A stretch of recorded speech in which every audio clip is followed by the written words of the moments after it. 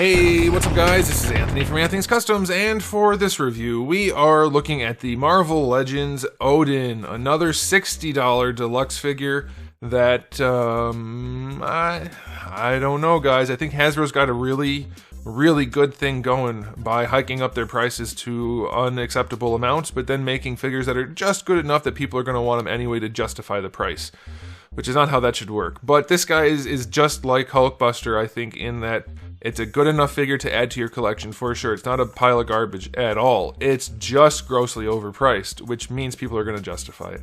But there's some stuff we should talk about for sure. So let's go ahead and get him off the stand and take a closer look.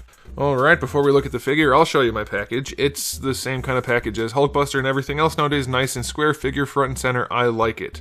I think I'd prefer them to not use the beige in the background, but that's a personal thing. You might like that. It's just a little drab, but otherwise it's nice.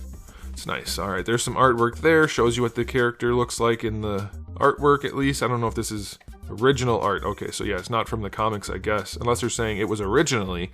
Either way, I don't know. It's fine. It's artwork, and it looks like that. Okay, let's move on to the figure, which, by the way, is available. I think it's in stock at Big Bad Toy Store. Link in the description below if you want to get one by the end of this review.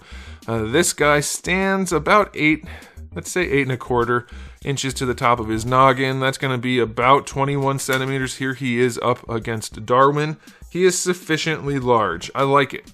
And I have to say, I really like the look of this figure. In a Marvel Legends collection, this guy's going to stand out as being far better than the rest. Better looking, at least.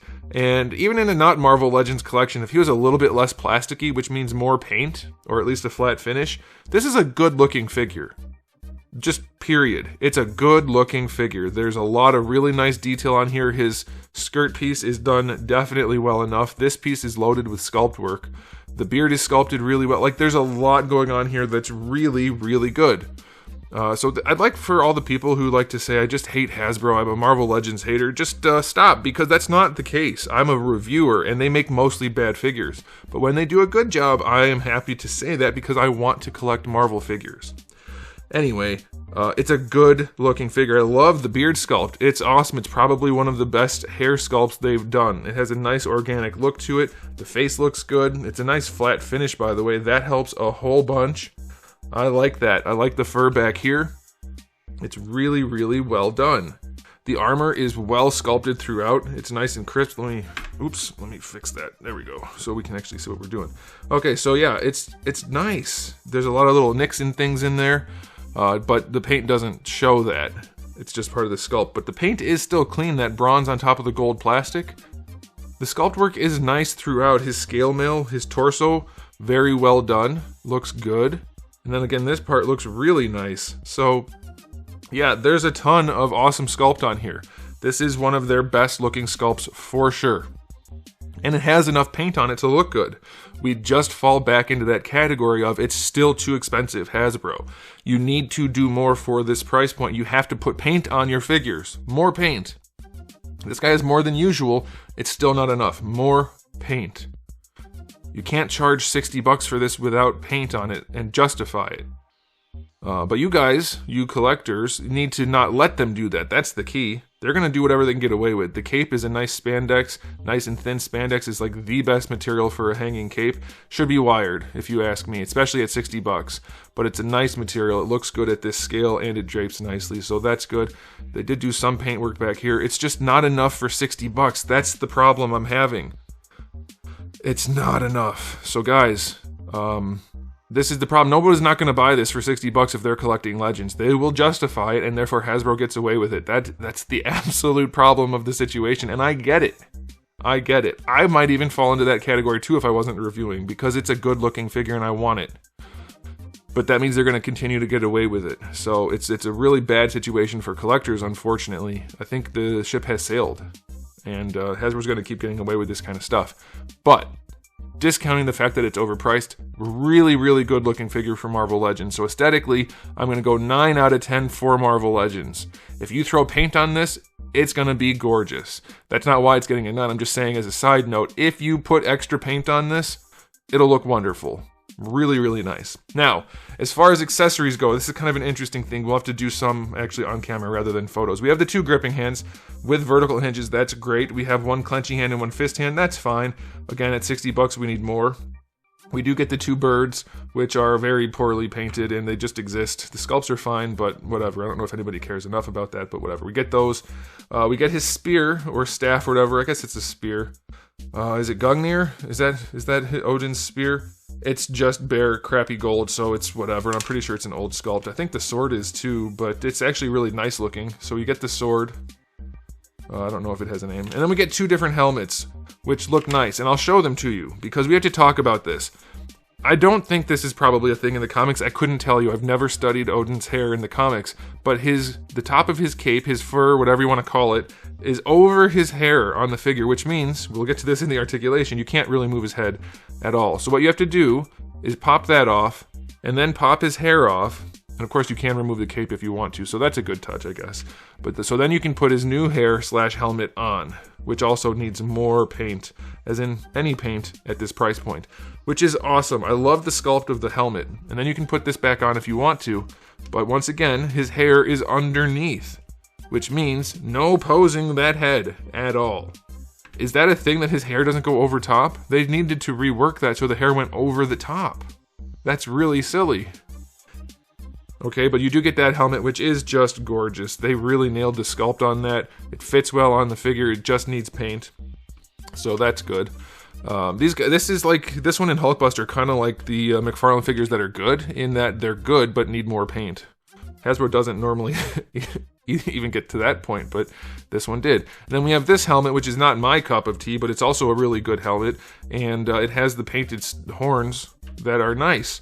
Still needs more paint, but nice, but still... Well, no, this one doesn't have the hair, that's right. This one gets a little bit more posability, some, but still not much, because of the way they've done it. So, you know, I don't get the whole not being able to pose the head thing. I think they could have worked that out. Somehow, some way, they could have figured it out. So that's a bummer. This one doesn't have hair on it, but still. It's pretty cool that he has these different helmets. I just don't like the fact that he can't pose. Oh, that's right. We have to take that off again. Why does the hair go underneath? That's so strange. But if you don't count that, it's really good. They look nice. The hair is sculpted well. The helmets are sculpted well. It's just that it tucks under. That's so strange. So weird. So accessory-wise, 8 out of 10? 7? Yeah, I'll go 8 out of 10. There's extra, so that's pretty good. Okay, time for the articulation. Like I said, the head, forget about it. Literally forget about it. There's nothing you can do with the hair underneath this piece and the beard up against the body like this.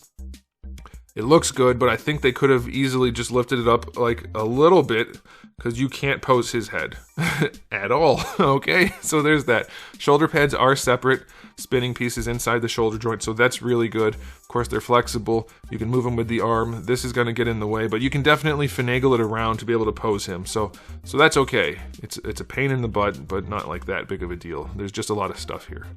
All right. It's not like it's a simple design that's a pain in the butt. Full horizontal, so that is good. Of course, you're going to get your bicep swivel. It's a floating bicep, though, like a lot of the bigger guys like Hulk or whatever. You're going to get your real swivel down here at the elbow. So it's a little bit more limited. And does the gauntlet rotate? That's going to be a thing. Is that a thing? Let's pop that hand off. I haven't checked this. Whoa, that's tight. Dang. Whew, boy. Can these come off and rotate? Doesn't feel like it. Okay, that sucks. I hate it when you can't rotate gauntlets and it feels like these don't rotate. So that's going to suck. That's going to hurt posability to some extent. For the hands, like I said, these guys have verticals. Why is that so tight? So that's okay. Alright, for the torso, big ball peg, a la Dr. Doom style, and it's fine. Like, he's definitely not hitting any really dynamic poses. But for a chunker like this, I guess it's okay. I wouldn't have minded seeing them actually put some effort into it and hide a diaphragm joint underneath where this chain goes. That could easily be a split for a diaphragm joint. Double ball peg. They didn't do that. So again, at $60, not good enough, but otherwise it's passable. This is floating, but super chunky. So that's gonna suck. Let's see. Yeah, decent range out to the side. That's good. He can do close to splits. So I'll take that going forward. I'm guessing this is going to suck. Yeah, I mean, it's fine. It's really limited. Again, for a chunker, though, it's probably alright, justifiable. And since most of his other parts don't move that much, he's not doing much anyway. They don't really go back. You do get your standard thigh swivel. Well enough hidden. Double jointed knees. Really tight. Whoa.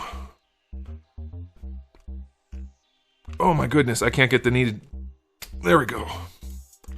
Yeah, pretty limited due to the boot. So yeah, still pretty static. This guy's not posing very well at all. It'll be probably enough for Odin, but that's not great. All right, ankles go back. Why is everything so stiff? There we go. Pretty far back. Far enough forward, and your ankle rocker. So yeah, his articulation, lame, passable but lame. So objectively, like 3 out of 10. He barely poses. For Odin, it'll probably be fine, though that's your call, as it's your collectible. Okay, time for the final verdict on this guy. It's like I said in the beginning. It's a perfectly fine collectible. It's not like a high-end collectible at any point, but the sculpt is there, and there's enough paint there that it's going to look decent on a shelf. It's still going to look fine. It's one of the best-looking Marvel Legends they've released lately. It's just too expensive. So if you're coming at this as a brand new non-Marvel Legends collector, this is not going to be for you, for sure. This is for somebody who's bought into Marvel Legends already, and they're willing to pay a higher price point to have another addition to their collection that is good enough and better than most products Hasbro puts out. They will be willing to accept that price point. But we shouldn't. I mean, I would probably be guilty of this too. It's hard to say because I'm a reviewer. I just buy most of the things anyway. But if I was just collecting and I wasn't worried about social media cred or anything like that, I would probably get this and just be like, well, it's too expensive, but it looks good enough and I want it. That's a horrible place to be, guys. That's not where we want to be. That means Hasbro has us by the... What's the saying that I can't use that on YouTube. They have us buy the something or other that we don't want them to have. That's not a good place to be at all as a collector of luxury goods. That means they can just keep raising the price point and we'll keep justifying it instead of them having to justify it. So that sucks. But this is a figure that's a good example of how they can do it. They did a good enough job with this. I personally like it a whole bunch despite the limited posability because it looks solid. It looks really nice. For Marvel Legends, it's a 9 if you don't count the price, which we can't really for Marvel Legends because they're all overpriced. If you're counting the price, it's like a 5, but it's not like that obscenely priced that I think anybody's going to care if they're already buying the line. Let me know what you guys think. It's kind of a nuanced, as they like to say nowadays, everything's nuanced, but it is kind of a nuanced topic. So we'll talk in the comment section below, but that's it from me. So thanks for watching, guys. If you enjoyed the video, please do give it a thumbs up. If you didn't, give it a thumbs down. And if you haven't subscribed, you should. I have new videos every single day and thousands already on the channel. So make sure you come back for all of that. And in the meantime, keep collecting.